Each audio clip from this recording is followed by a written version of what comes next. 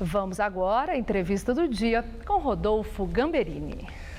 Nosso convidado de hoje é José Paulo Martins Júnior, cientista político e professor da Unirio, a Universidade Federal do Estado do Rio de Janeiro. Professor Martins, muito obrigado por estar aqui com a gente no Jornal da Gazeta. E como nós acabamos de ver, o noticiário político esse ano bateu todos os recordes de aparição nas televisões, nas revistas, muitas vezes misturado com o noticiário policial. O ano que vem nós vamos continuar nessa toada, a política vai continuar sendo a principal notícia?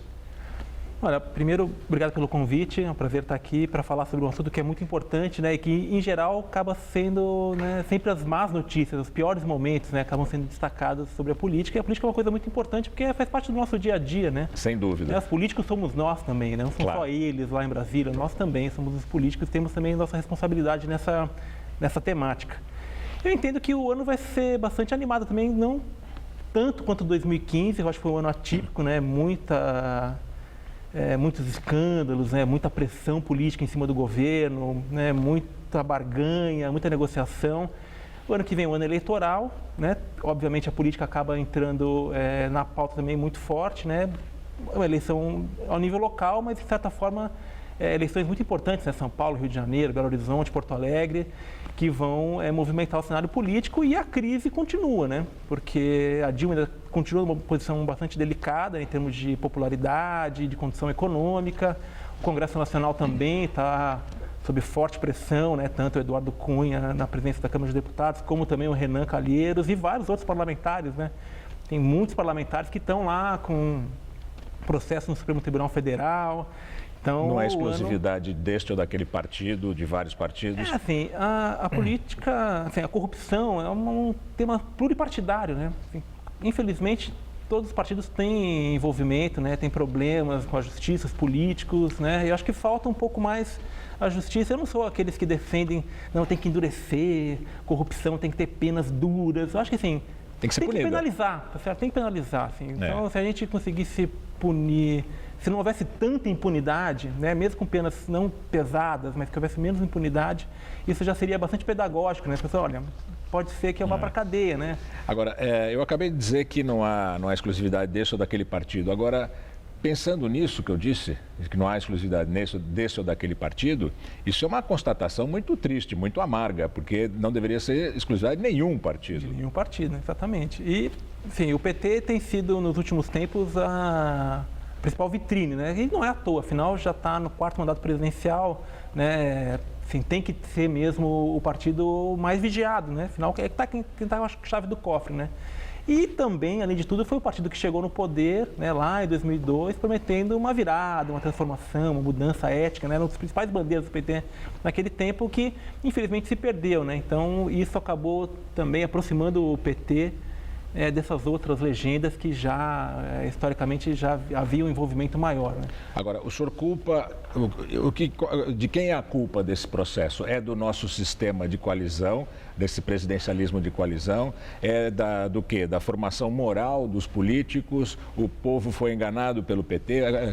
De quem o senhor responsabilizaria?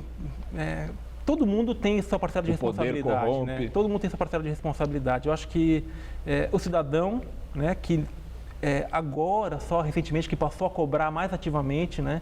Nunca houve uma cobrança, o cidadão brasileiro sempre foi muito passivo.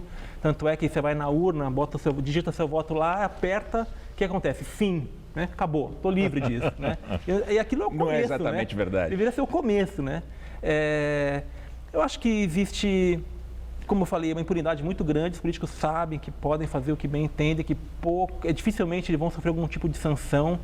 O financiamento privado de campanha é uma coisa também que estimula, né, relações não muito republicanas entre os representantes nossos, né, eleitos e as empresas. Existe todo um jogo de interesse. A nossa representação política fomos nós que elegemos. É muito difícil dizer que aquele Congresso, de fato, é um espírito da sociedade, né? Existe uma distorção muito grande, né? Poucas mulheres, poucos pobres, né? Poucos negros, poucos índios. Então, é muito latifundiário, muito industrial, muito banqueiro, né? Então, é a bancada do BBB que se chama, né? Bala, boi e Bíblia, né? Então, isso é muito pouco representativo. Agora, como eu falei, a responsabilidade é nossa. Quem elege os deputados somos nós, né? Então... Agora, na verdade, a população tem o voto como uma obrigação e não como um direito, né? O brasileiro encara a eleição... O senhor acha que o brasileiro encara a eleição com a importância que elas têm de verdade? Acho que talvez a eleição presidencial, né? A eleição para governador, a eleição para executivo tem muito mais visibilidade, né? As pessoas prestam mais atenção, tentam...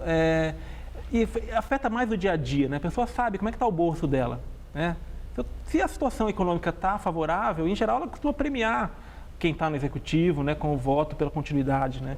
Agora, já no legislativo, eu percebo que existe um certo distanciamento. As pessoas demoram a se decidir, muitas vezes se decide na última hora, pega o santinho lá, fala, quem é meu candidato a presidente? É fulano?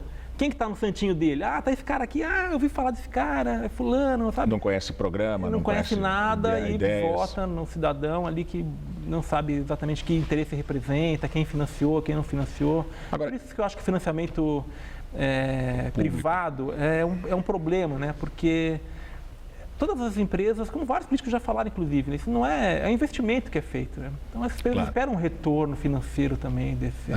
E a história está provando isso, claramente, né? Que houve retorno grandes financeiro para empresas. Investindo em políticos e todas elas. O senhor acha que essa crise que nós vivemos em 2015, ela tem algum efeito de sanitizar a política e a eleição de 2016 ser um pouco diferente? Porque nós vemos um desgaste muito grande nos números, por exemplo, do PT, que, como o senhor disse, era um partido que prometia mundos e fundos e no poder, pelo menos no quarto mandato, agora, ultimamente, não entregou. Isso muda um pouco a eleição municipal, que é uma eleição que sinaliza para a eleição nacional, né? Olha, posso parecer meio maluco nesse ponto de vista, mas eu entendo que crises são benéficas em certos momentos, né? Crises são boas, porque a gente consegue perceber melhor nos problemas, enfrentar de frente os problemas. Quando a situação econômica está muito boa, a situação política está boa, as coisas mesmo ruins ficam ali escondidas, né? E com a crise isso fica evidenciado e a gente consegue enfrentar um pouco melhor. Então eu entendo que mesmo tudo que a gente está passando agora tem muitos aspectos positivos, que é desnudar, né? Trazer à luz, né, o que está acontecendo.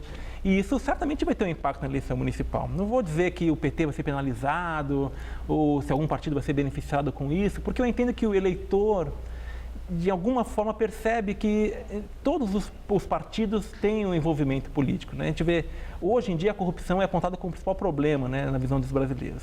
Isso já, desde 2006, a corrupção tem aparecido como um dos principais problemas, né? Ou seja, é um tema que teria um impacto eleitoral grande. Só que quando o eleitor vai ver quem são os candidatos, ele percebe que não há muita diferença. Assim, então, quem que eu vou eleger que vai resolver a corrupção? Claro. Ninguém, né? Difícil. E aí, como não existe ninguém que apareça como, sei lá, o salvador da pátria nesse tema, isso acaba não tendo um impacto eleitoral. Tá bem. Então, outras questões vão acabar se sobressaindo nessa disputa. Tá bem. Muito obrigado ao professor José Paulo Martins Júnior, professor da Unirio, a Universidade Federal do Estado do Rio de Janeiro. Muito obrigado, professor. Eu que agradeço. Obrigado. Boa noite. Estela.